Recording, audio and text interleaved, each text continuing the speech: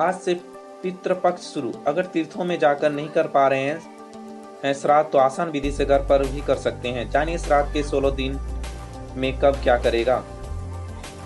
2 से 17 सितंबर तक पितृपक्ष रहेगा। धर्म ग्रंथियों में कहा गया कि तीर्थों में जाकर श्राद्ध करने का विशेष महत्व है, लेकिन आपातकाल या महामारी के कारण तीर्थ में जाकर श्राद्ध न कर पाए तो विशेष चीजों के साथ आसान तरीकों से घर पर ही श्राद्ध किया जा सकता है। अमेरिका में राष्ट्रपति चुनाव। राष्ट्रपति बनने के लिए 270 इलेक्टोरल वोट जरूरी। बिडेन को 218 और डोनाल्ड ट्रंप को 125 साफ मिलते दिख रहे हैं। रिपब्लिकन के डोनाल्ड ट्रंप और डेमोक्रेटिक के जो बिडेन अमेरिका में होने वाले राष्ट्रपति चुनाव में आमने सामने हैं। राष्ट्रपति बनने के लिए 538 इलेक्टोरल वोट में से 270 जीतने की जरूरत है। 2016 के चुनाव में ट्रंप को 304 में जीत मिली थी। इस बार 218 इलेक्टोरल वोट पर बिडेन का पलड़ा भारी लग रहा है। इसमें ज्यादातर वो राज्य हैं जहां पिछली बार उनकी पार्टी की हिलेरी क्लिंटन को जीत मिली थी। इस बार बिडेन की जीत पक्की दिख रही है। सबसे ज्यादा 55 इलेक्टोरल कैलिफोर्निया में है। 30% से ज्यादा वोट पाकर क्लिंटन जीती थी। दूसरी तरफ सिर्फ 125 इलेक्टोरल में ही ट्रंप की जीत पक्की दिख रही है। वहीं अन्य जगह उनकी स्थिति खराब हुई। जियो का कमाल। स्मार्टफोन में जियो मार्ट ऐप बना रही है जगह। लॉन्च होते ही 50 लाख से ज्यादा बार डाउनलोड। बिग बास्केट ग्रोफर्स को कड़ी टक्कर। मुकेश अंबानी की ग्रोसरी रिटेल प्लेटफॉर्म जियो मार्ट लॉन्च के लगभग 6 सप्ताह बाद गूगल प्ले स्टोर पर 50 लाख से ज्यादा डाउनलोड किया जा चुका है। बता दें कि इस ऐप को 16 जुलाई 2020 को प्ले स्टोर पर जारी किया गया था और लगभग 5 दिनों के भीतर ही इसे 10 लाख से अधिक डाउनलोड कर लिया गया। औसतन हर सप्ताह इसे 7 से 8 लाख बार डाउनलोड किया जा रहा है। चीनी मीडिया की धमकी। ग्लोबल टाइम्स ने लिखा, भारत का चीन से कोई मुकाबला नहीं, अमेरिका की मदद से भी युद्ध नहीं जीत सकता। भारतीय सेना ने एक दिन पहले ही लद्दाख के पोंगोंग इलाके में चीनी सेना की आक्रामकता का मुंहतोड़ जवाब दिया। इससे भड़का चीन अपने देश की सरकारी मीडिया ग्लोबल टाइम्स के जरिए भारत को युद्ध की धमकी दे रहा है। चीनी मीडिया का कहना है कि अगर भारत चीन से युद्ध करता है तो अमेरिका भी उसकी कोई मदद नहीं करेगा। ग्लोबल टाइम्स में सोमवार को प्रकाशित एडिटोरियल में चीन ने दोनों देशों के बीच सीमा विवाद को लेकर भारत पर आक्रामक रूप अपनाने का आरोप लगाया। इसमें कहा गया कि भारत ने अपने देश के मुद्दों से ध्यान भटकाने के लिए चीन के पीपुल्स लिबरेशन आर्मी के खिलाफ कार्रवाई की है। साथ ही चीन की सेना का हौसला बढ़ाते हुए भारत की हरकत को गुंडे का व्यवहार बताया। आम आदमी के लिए राहत भरी खबर। केंद्र ने सुप्रीम कोर्ट में कहा 2 साल तक के लिए बढ़ाया जा सकता है लोन मोराटोरियम। अब सुनवाई बुधवार को। लोन मोराटोरियम यानी किस्त चुकाने में मोहलत बढ़ाने की मांग कर रही आम जनता और कॉरपोरेट के लिए सुप्रीम कोर्ट से अच्छी खबर आ सकती है। केंद्र सरकार ने मंगलवार को सुप्रीम कोर्ट में कहा कि लोन मोराटोरियम की सुविधा को 2 साल तक के लिए बढ़ाया जा सकता है। लोन मोराटोरियम की अवधि बढ़ाने की मांग वाले 2 याचिकाओं पर सुप्रीम कोर्ट की जस्टिस अशोक भूषण की अध्यक्षता वाले 3 जजों की बेंच सुनवाई कर रही है। मंगलवार को केंद्र सरकार की ओर से बेंच के सामने पेश हुए सॉलिसिटर जनरल तुषार मेहता ने कहा कि लोन मोराटोरियम को 2 साल तक के लिए बढ़ाया जा सकता है। केंद्र सरकार की ओर से मोराटोरियम मामले को लेकर सोमवार को ही हल्फनामा जमा कर दिया गया और इस पर बेंच ने कहा कि उसे भी हल्फनामा नहीं मिला है। इसके बाद बेंच ने मामले की सुनवाई स्थगित कर दी। अब इस मामले में बुधवार यानी आज सुनवाई की जाएगी।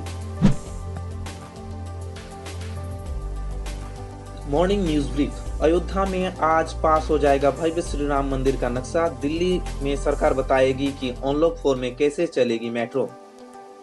स्वागत है आप सबों का 2 सितंबर का मॉर्निंग में। 2 के पहाड़ जैसा साल का 246वां दिन बड़ा अहम है, क्योंकि एक तरफ अयोध्या में बोर्ड की बैठक में राम मंदिर का नक्शा पास होगा, तो दूसरी तरफ कोर्ट बाबरी ढांचे के 32 आरोपियों का फैसला लिखना शुरू करेगी। मैदानों में पूर्वजों के तर्पण का पितृपक्ष शुरू हो रहा है, तो पहाड़ों पर चीन के साथ ठंडी सीमा पर सुलग उठी है। बहुत कुछ बहुत तेजी से एक साथ घट रहा है, इसलिए जरूरी है मॉर्निंग न्यूज ब्रीफ, ताकि आप अवेयर भी रहें और अलर्ट भी। JEE main paper analysis. जनवरी सेशन के मुकाबले आसान रहा पेपर। टाइम मैनेजमेंट ना होने की वजह से छोड़ने पड़े क्वेश्चंस। जाने कोरोना के बीच परीक्षा को लेकर क्या बोले स्टूडेंट्स। कोरोना के बीच मंगलवार से शुरू हुए जेईई मेन पेपर 2 के बी आर्क और बी प्लानिंग परीक्षा में करीब 1.5 लाख कैंडिडेट शामिल हुए। परीक्षा में शामिल हुए स्टूडेंट्स के मुताबिक जनवरी सेशन में हुए एग्जाम की तुलना में पेपर आसान रहा।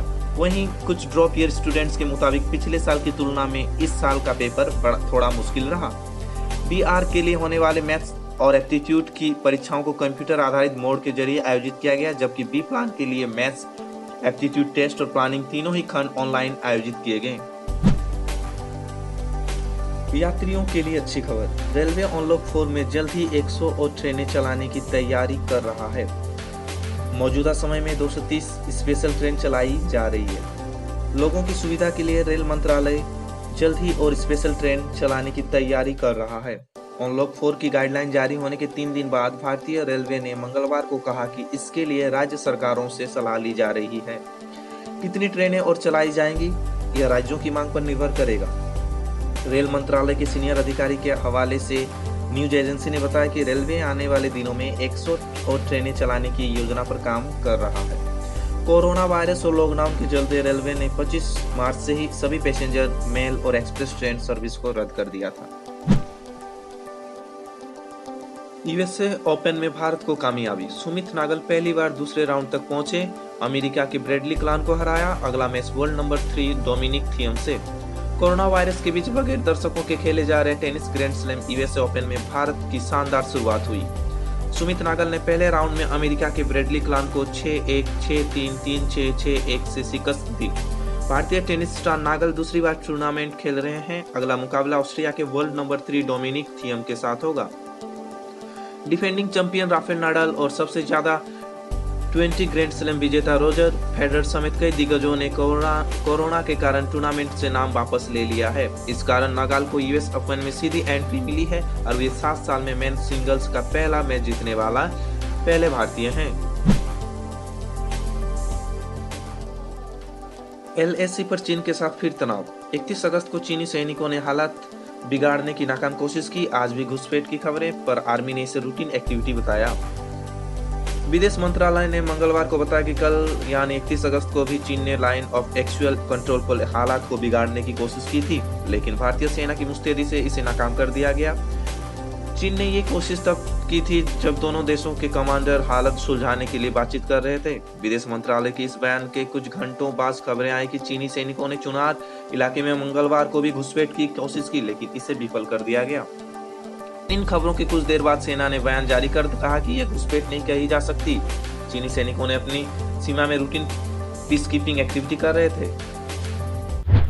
Subscribe to our channel for more videos and press the bell icon for latest notification. If you like the video, please hit the like button and comment below.